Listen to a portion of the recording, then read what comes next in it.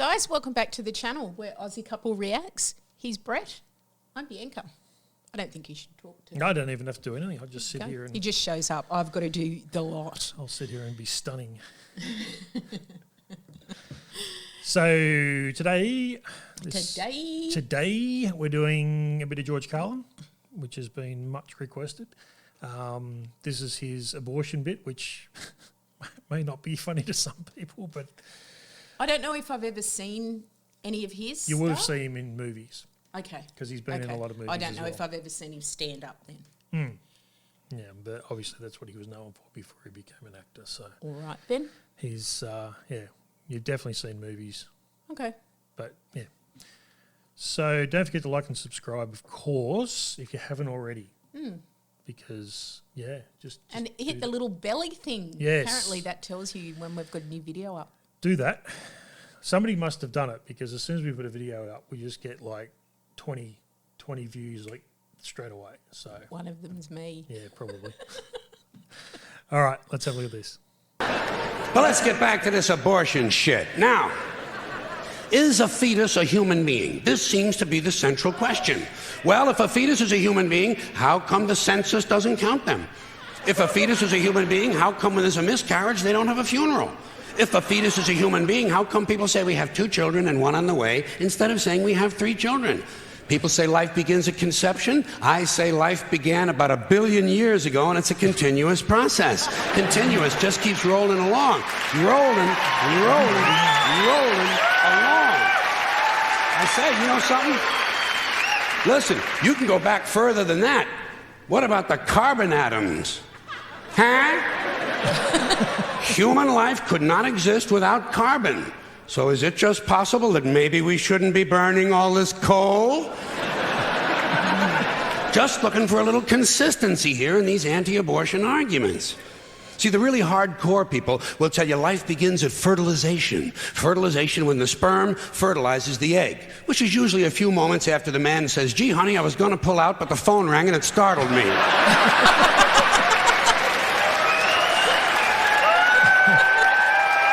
Fertilization.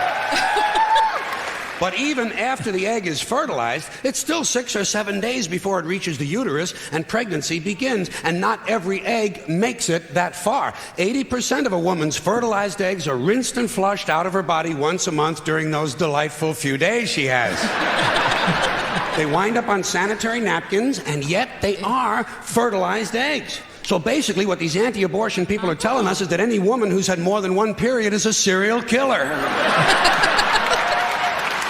Consistency.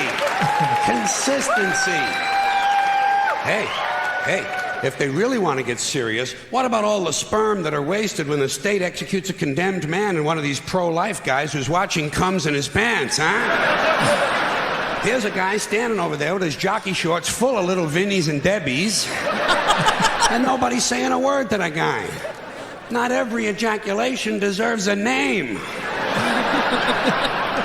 Now, speaking of consistency, Catholics, which I was until I reached the age of reason.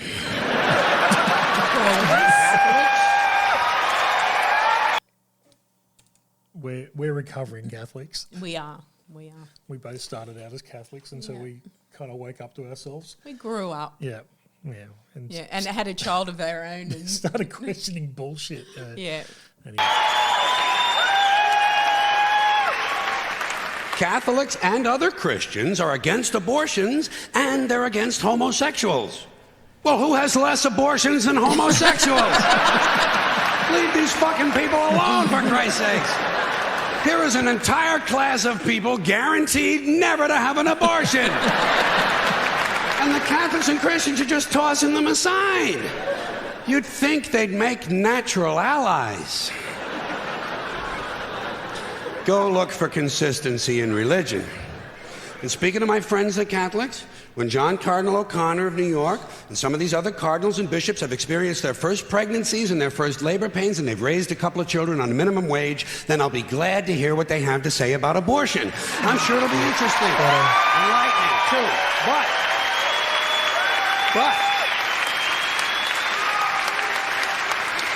But In the meantime, what they ought to be doing is telling these priests who took a vow of chastity to keep their hands off the altar boys. Keep your hands to yourself, Father. You know? When Jesus said, "Suffer the little children, come unto me," that's not what he was talking about.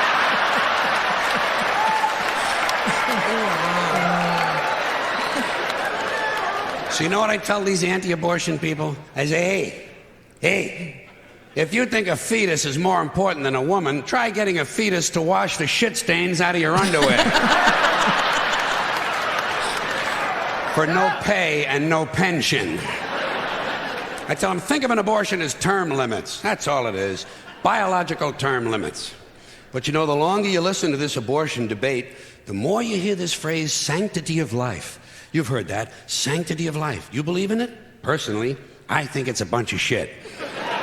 Well, I mean, life is sacred? Who said so? God? Hey, if you read history, you realize that God is one of the leading causes of death. Has been for thousands of years. Hindus, Muslims, Jews, Christians, all taking turns killing each other because God told them it was a good idea. The sword of God, the blood of the Lamb, vengeance is mine. Millions of dead motherfuckers. Millions of dead motherfuckers, all because they gave the wrong answer to the God question. You believe in God? No. Dead. You believe in God? Yes. You believe in my God? No. Dead. My God has a bigger dick than your God.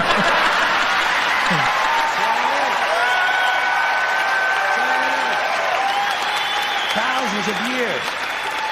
Thousands of years, and all the best wars, too. The bloodiest, most brutal wars fought, all based on religious hatred, which is fine with me. Hey, anytime a bunch of holy people want to kill each other, I'm a happy guy.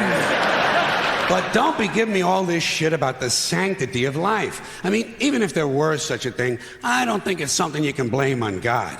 Now, you know where the sanctity of life came from? We made it up. You know why? Because we're alive. Self-interest. Living people have a strong interest in promoting the idea that somehow life is sacred. You don't see Abbott and Costello running around talking about this shit, do you? We're not hearing a whole lot from Mussolini on the subject. What's the latest from JFK? Not a goddamn thing. Because JFK, Mussolini, and Abbott and Costello are fucking dead. They're fucking dead. And dead people give less than a shit about the sanctity of life. Only living people care about it, so the whole thing grows out of a completely biased point of view. It's a self-serving, man-made bullshit story. It's one of these things we tell ourselves so we'll feel noble.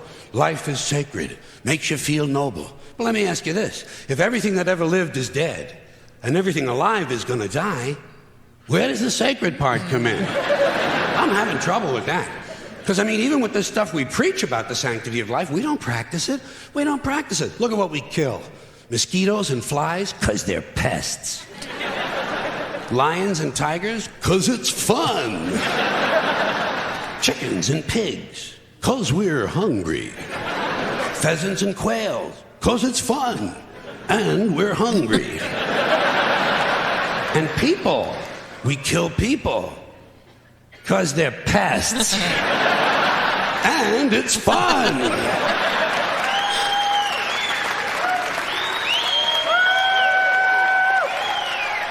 And you might have noticed something else. The sanctity of life doesn't seem to apply to cancer cells, does it? You rarely see a bumper sticker that says, "Save the tumors." Or "I break for advanced melanoma." Ah, viruses, mold, mildew, maggots, fungus, weeds, E. coli bacteria, the crabs. Nothing sacred about those things. So at best, the sanctity of life is kind of a selective thing.